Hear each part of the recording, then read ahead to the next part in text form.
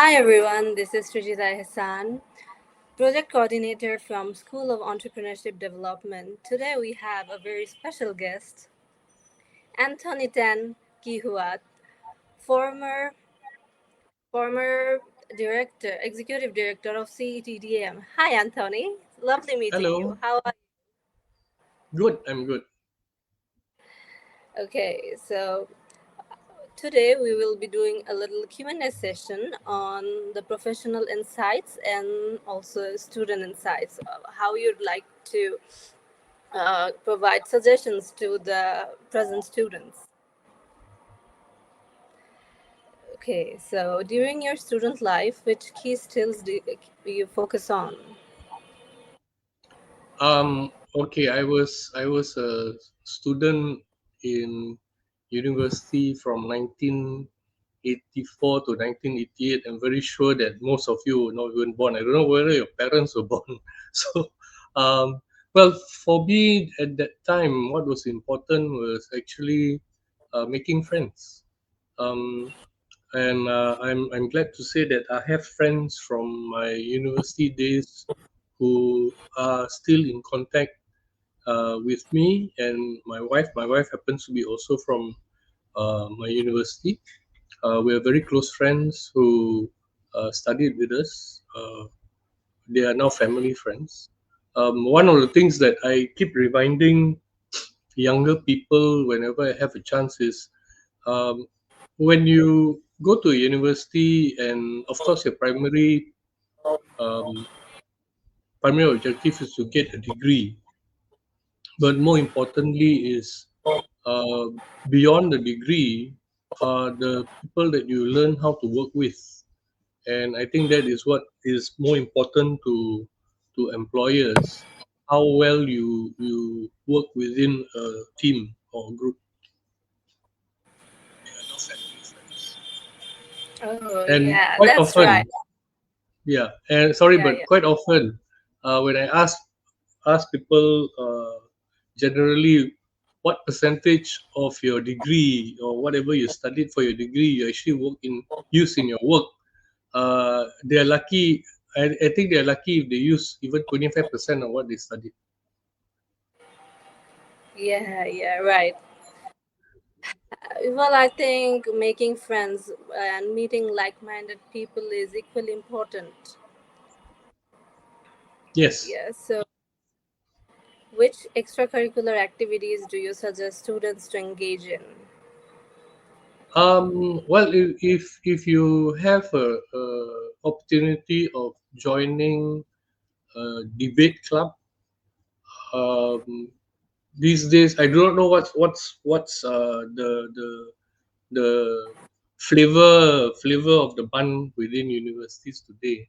But what really helped me to ground myself was I joined a religious society. I'm a Catholic, so I joined the Catholic Undergraduate Society. I managed to make many lifelong friends there. Um, and that was one area of my life that uh, helped me to better understand myself and better understand other people. So one is to get involved in uh, uh, a religious society. Uh, the next would be if you have the ability of joining a society that allows you to express yourself, whether it's a debating society or a society that uh, uh, well, I'm not talking about a overtly political party kind of thing, but Yeah. a society that allows you to express your values, express yourself, um, that uh, will enhance your ability to speak with people, your ability to convince people of your ideas. I think one of the important things that uh, younger people need to understand is just because someone does not agree with you doesn't mean they hate you.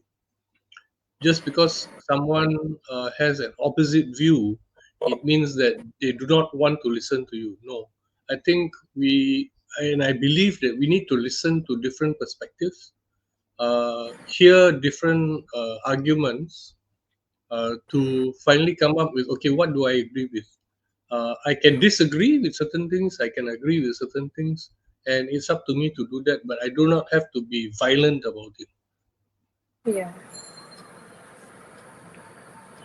absolutely. I think the main purpose to find peace is like to practice mindfulness.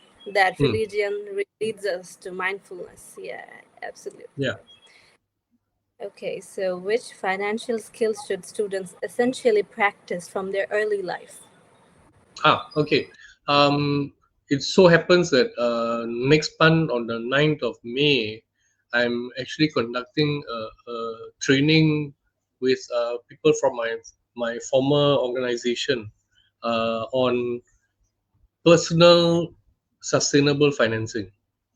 And this is something very close to my heart because I've seen students and younger people in Malaysia having a problem in keeping a balanced budget. And we have a situation in Malaysia that um, about 70% of millennials are living from paycheck to paycheck. 60% of Gen Z also living paycheck to paycheck. These are people who either are already starting up their first job or second job. They are living on credit cards. They still probably need support from their parents, either living with their parents or getting some kind of subsidy from their parents, which is very dangerous in the sense that uh, if they have uh, one or more siblings, the parents are actually looking out to how do we pay, how does the parent pay for the uh, education of the siblings that are coming after. The other thing is, if they live with the parents, that's one thing. But if the parents are actually having to pay for their and now the price of energy has gone up because of the war. You have a situation where if the parent is actually paying for the petrol or the parent is paying for the apartment where they're staying, it's squeezing out the the finances of the parent. So one is you have to learn how to live within their means. Two is don't live outside of your means. Avoid using credit cards unless it's an emergency, and make sure you clear the credit card as soon as possible. Because credit card interests are very high. Yeah, yeah. And that was a very underrated suggestion. I really appreciate that. Not depending on the parents after the age of 18, it is very important that we start relying on ourselves Hmm. financially. Yes. Okay, so how can we effectively practice sustainability in daily life? Well, okay, sustainability means different things to different people. If you go to a corporate setting, they will look at sustainability, meaning how do I get my business to continue to run. Yeah. If you go and speak to a hawker, sustainability is how do I keep my family afloat.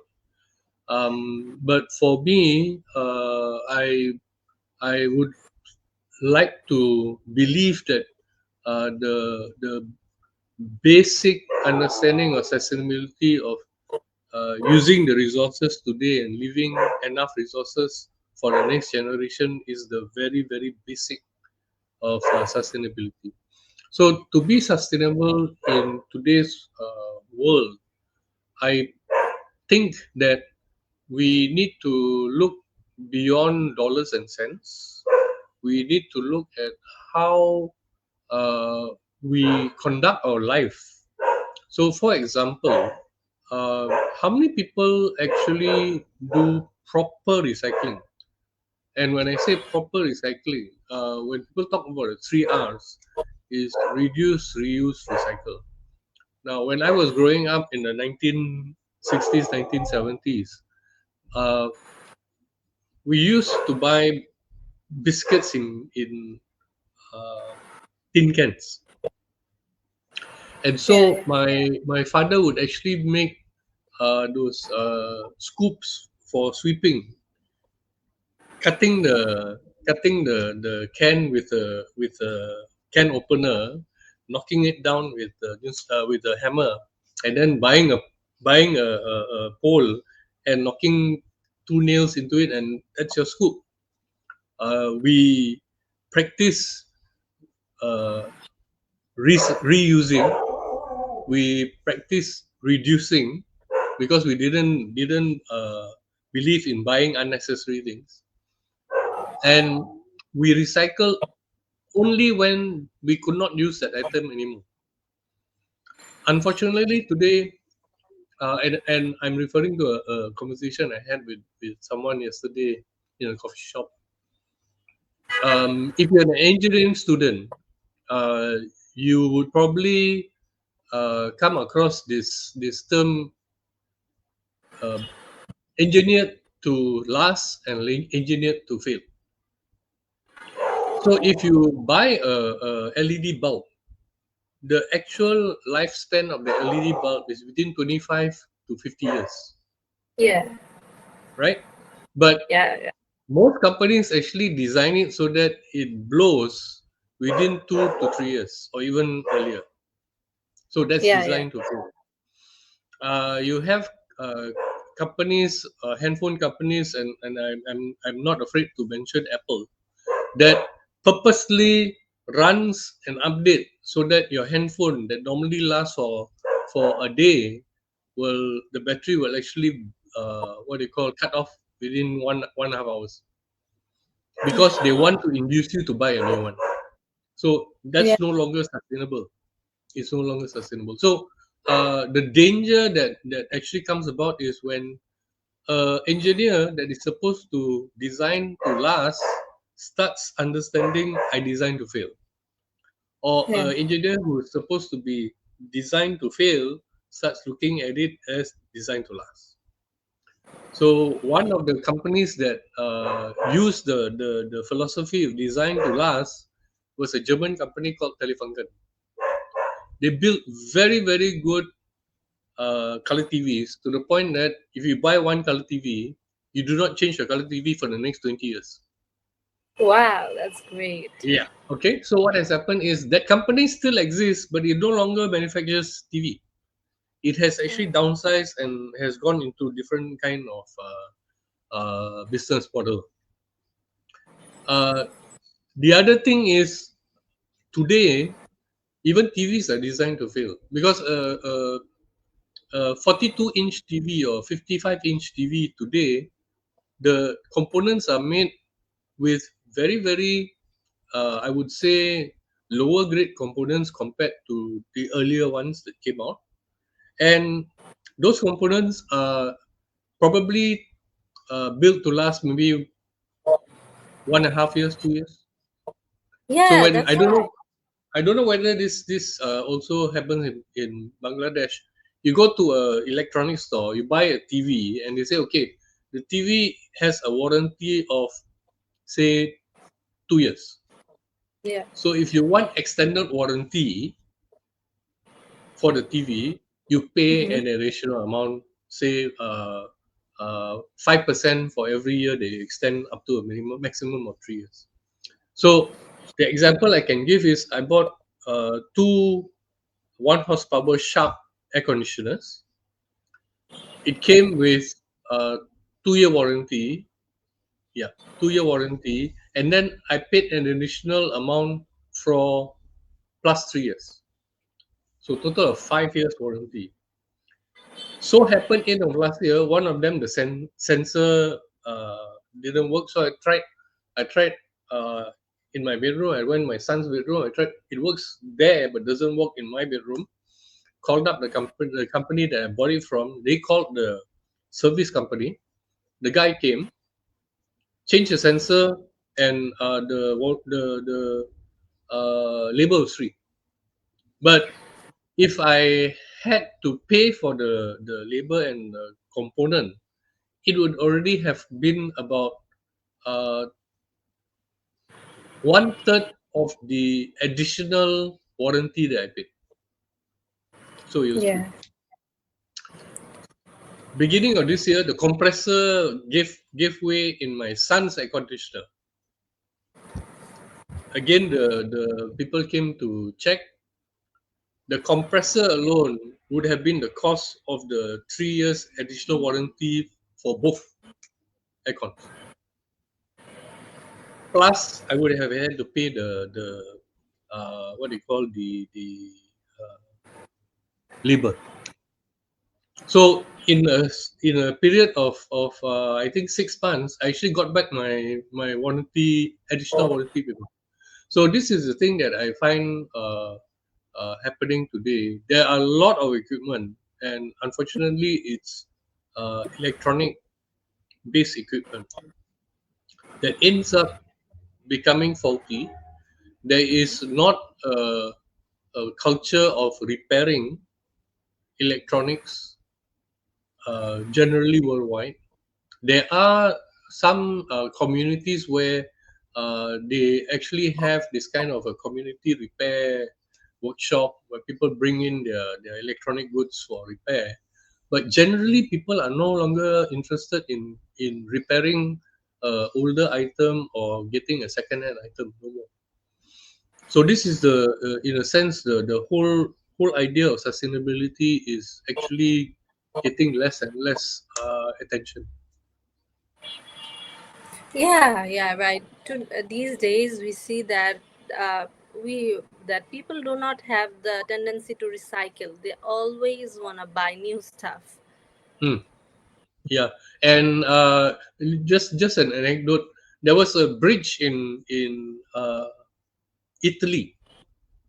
It actually collapsed. I can't remember whether anyone was injured, but I used that. Unfortunately, I used that as an example of build to fail. So if you have people who build a bridge, a viaduct, a highway, and they are wrongly educated to build to fail, Yeah, a highway or building that's supposed to last for 80 years suddenly yeah, tumbles down because it was built with minimal specs. Um, it could be whether it's an earthquake. Malaysia now also, we are having people feeling the earthquakes because our buildings are already above 100 meters. I mean, the twin towers are already at 400, 500 meters. So you have a situation where we are feeling earth tremors. yeah. So they have been there all the while. It's just that we didn't realize because we were not high enough. True. That's exactly true. Okay, so what suggestions do you have for students to upgrade their communication skills?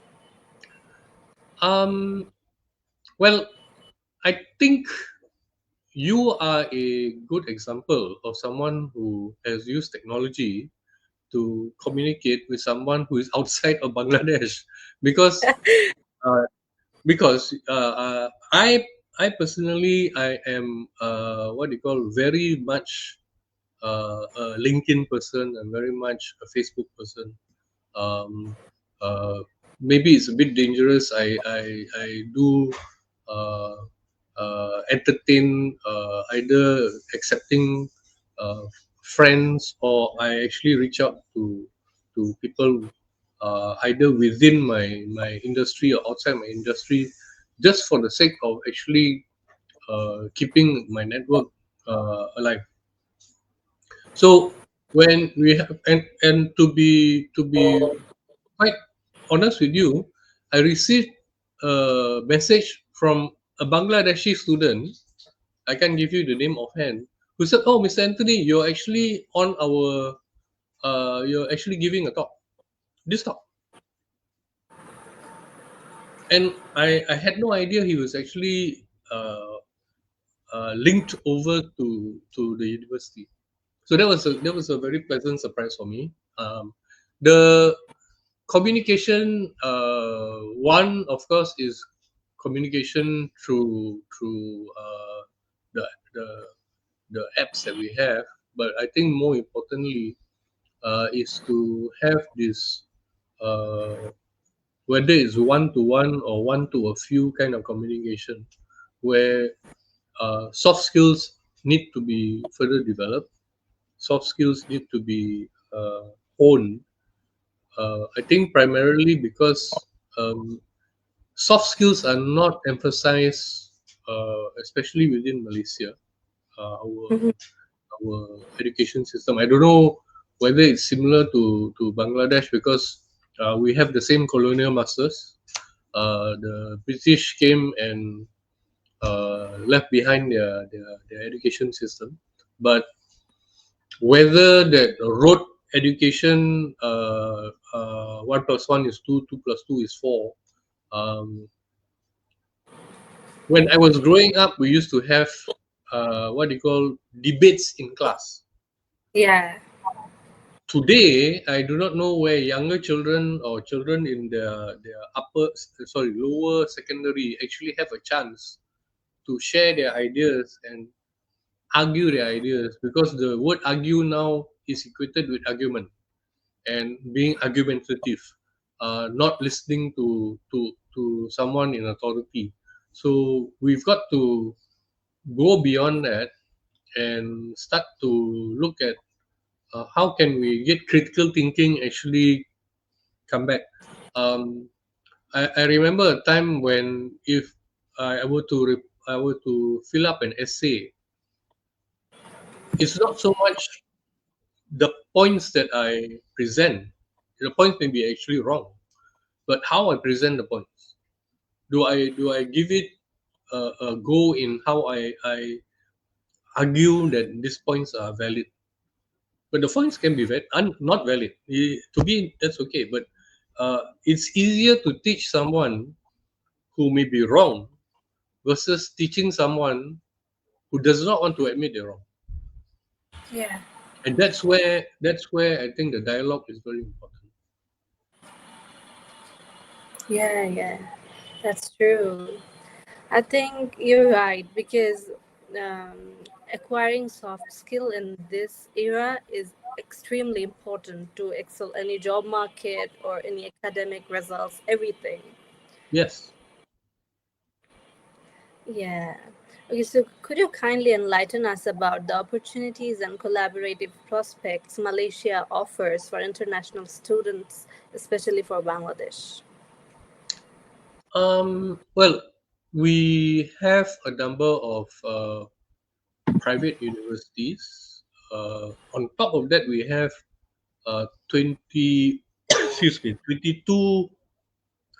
22 public universities. And if I'm not mistaken, there are actually one university called the National University of Malaysia has quite a number of Bangladeshi lecturers, PhDs who are here. So education is definitely one of it. Um, the country is still growing in the sector. So if you have a situation of people, young people from Bangladesh are looking into going into engineering and other technology-driven industries, there's an opening.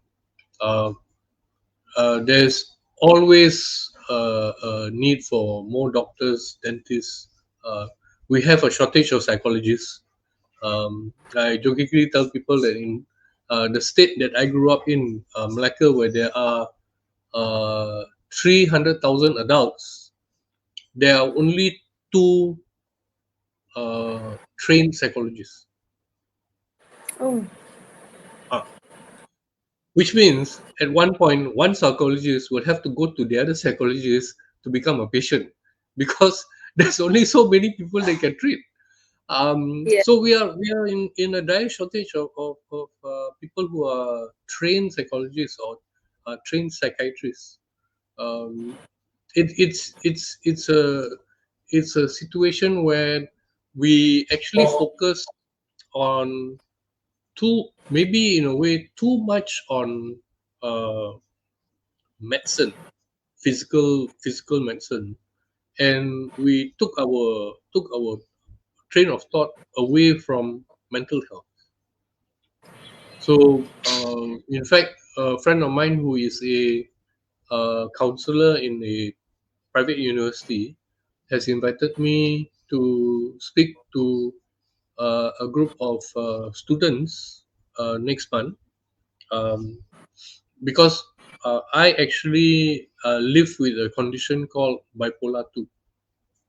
Oh, So bipolar 2, it's not that if you're here, I'm going to take a spoon and try and attack you. But bipolar 2 takes some time to go into mania, and then there's a crash, and then mania crash.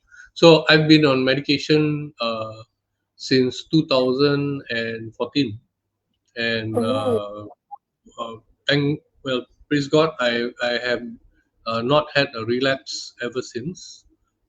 It's a lot of family support, friend support, and I think that's very important. But uh, I have been asked by this friend of mine who again happened to be a university friend from the religious society, and I've gone to the university, if I'm not mistaken, 5 times. It's become more or less like a yearly affair. I go there, I share my experience of how I actually went through living or have gone through living with this uh, mental health disease. I There's no way to cure. It's just that I have to be diligent in taking my medication every day. I call them my happy pills. So as long as I take my happy pills, I'll be okay. that's really unfortunate to hear, Mr. Anthony, but also it's great to see that you're so strong. Well, it's because of my family and because of my wife. I'm saying that because my wife is just in front of me. That's great. It's lovely to see. Okay, Mr. Anthony, it was lovely talking to you, and thanks for your valuable time, and your insights were extremely important and suggestive to all of the students watching. Hope to catch up soon again. Yes, thank you for the opportunity. Thank you very much. You're welcome, Mr. Anthony. Good night. Night.